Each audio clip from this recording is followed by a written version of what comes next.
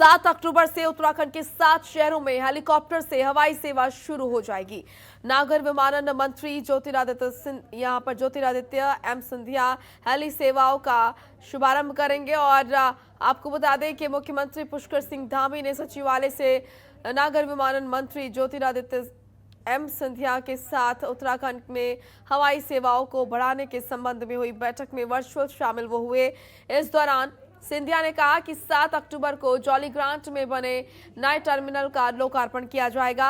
Heli summit के दौरान देहरादून, पंतनगर, पिथौरागढ़, पंतनगर और देहरादून हवाई सेवा को फ्लैग ऑफ भी किया जाएगा। ये सेवा पवन हंस की ओर से दी जाएगी।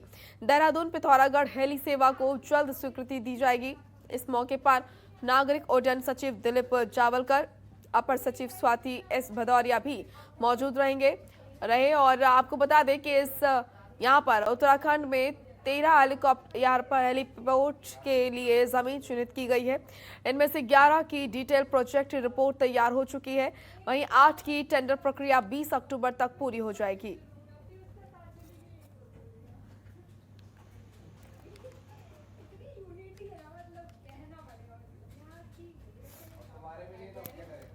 अजय पांडे हमारे सहयोगी लाइव जुड़ चुके हैं इस खबर पर ज्यादा जानकारी के साथ। अजय, क्या कुछ अपडेट, किस तरह की तैयारियां यहां पर चल रही हैं? मोनिका, 7 अक्टूबर से को नए टर्मिनल का जो उद्घाटन होगा वो करेंगे ज्योतिरादित्य सिंधिया। मुख्यमंत्री पुष्कर सिंह धामी भी रहेंगे मौजूद।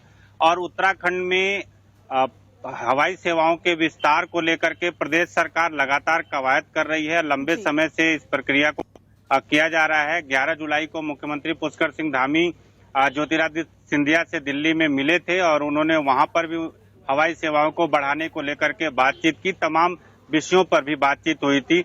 अब 7 शहरों में हवाई सेवाओं को विस्तार देने की प्रक्रिया शुरू की जा रही है। तमाम तैयारियां पहले से भी की जा रही है, आगे भी इसको लेकर के रूपरेखा तय की जा रही है।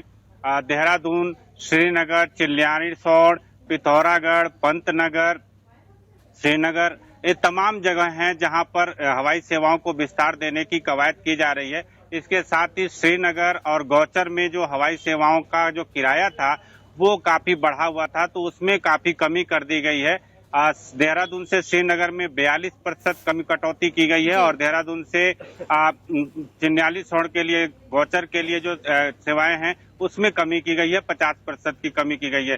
इसके साथ ही जो पिथौरागढ़ है, धारचूला है और उन जगहों पर जो दूरस्थ पहाड़ी क्षेत्र हैं वहां पर आवागमन की सुविधा को बेहतर करने की प्रक्रिया के तहत इस तमाम जगहों पर हवाई सेवाओं को विस्तार दिया जा रहा है। क्योंकि उत्तराखंड में भारी तादाद में तीर्थाटन के लिए, पर्यटन के लिए लोग आते हैं और वो विभिन्न जगहों पर जाना चाहते हैं, तो उनके लिए ये व्यवस्था को किया जा रहा है। सरल व्यवस्था रहेगी, जैसे उनके आवागमन के लिए आसानी रहेगा और कम समय में वो अपने दूरी को तय कर पाएंगे। अपने संभावित जगह पर जहां वो जाना चाहते हैं वहां जा सकते हैं।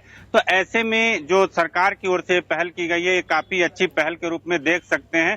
और केंद्रीय मंत्री की ओर से भी एक सकारात्मक प्रयास किए गए हैं और आश्वासन भी दिया गया है। तमाम क्षेत्रों के लिए भी हवाई सेवाओं को विस्तार देने की जो प्रक्रिया है उसको की जाएगी। मुख्यमंत्री पुष्कर सिंह धामी लगातार इस मुहिम में जुटे हुए हैं कि जो प्रधानमंत्री नरेंद्र मोदी का जो संकल्प है, जो वो चाहते हैं कि यहाँ पर उत्तराखंड में हवाई सेवाओं को बढ़ाया जाए, बहुत तेजी के साथ आगे इस प्रोसेस को किया जा रहा है। और आने वाले दिनों में जो हवाई सेवाएं हैं वो सुचारू हो सकेंगी। लोगों के लिए आवागमन का जो साधन है वो बेहतर उनको मुहैया हो सकेगा। खास तौर पर स्थानीय लोग जो हैं देहरादून से पिथौरागढ़ जाना चाहते हैं, श्रीनगर जाना चाहते हैं, गौचर जाना चाहते हैं, बद्रीनाथ, केदारनाथ, गंगोत्री, यमुनोत्री के साथ साथ कुमाऊं के क्षेत्रों में जो लोग जाना चाहते हैं उनके लिए आसानी होगी कि वो हवाई सेवाओं का उपयोग करेंगे और यहाँ से वो जल्द से जल्द कम समय में वो अपने गंतव्य को पहुंच सकते हैं। इसके साथ ही किराए में भी काफी कमी की बात कही गई है ताकि लोगों को बेहतर सुविधाएं मिल सके, कम पैसे में आवागमन सुचारू रूप से कर सके। चूंकि उत्तराखंड भौगोलिक दृष्टि से एक अलग सा राज्य है, जहां पर जो भौगोलिक दृष्टि एक अलग है अन्य जगहों के मुकाबले। तो ऐसे में जो आवागमन का बेहतर विकल्प अगर लोगों को मिलेगा, लोग अपने गंतव्य में को पहुंचने के लिए आसानी से जब वहां पहुंच बिल्कुल। सकते और हैं तो ये अजय, उनके लिए अच्छी फिलहाल बात लोगों होगी। और को इस सरकारों बात का का ये इंतजार प्रयास है। है, केंद्र सरकार और राज्य सरकार का। बिल्कुल। और अजय, लोगों को इस बात का इंतजार है कि ये जो हवाई सेवाएं हैं ये कब से शुरू होगी, क्योंकि जिस तरीके से आपने बताया कि आम जनता को बेहद राहत इस दौरान मिलने वाली है, तो कब से ये हवाई सेवाएं जो है वो शुरू हो जाएंगी और क्या कुछ पूरा फॉर्मेट, पूरा रोड मैप तैयार किया गया है इसके लिए?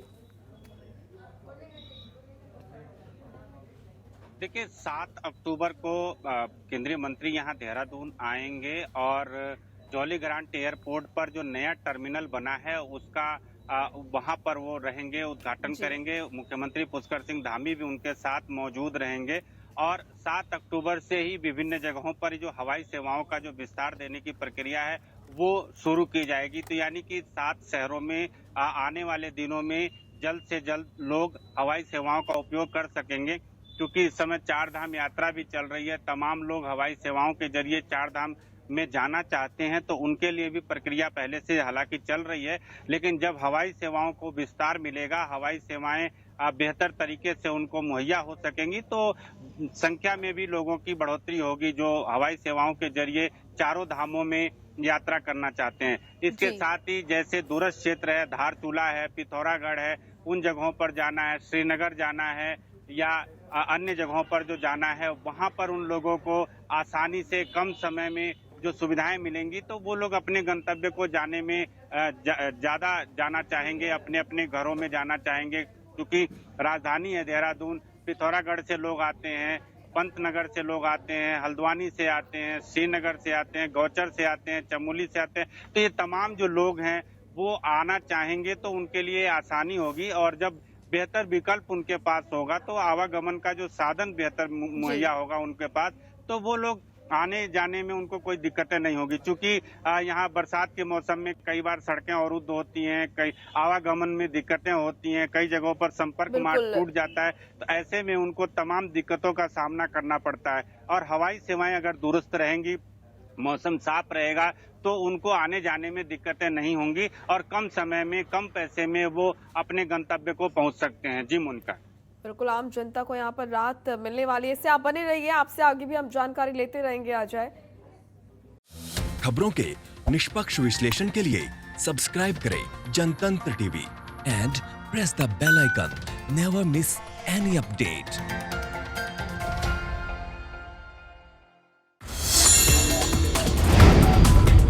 Download the Janatantra TV app, available on Google Play and App Store.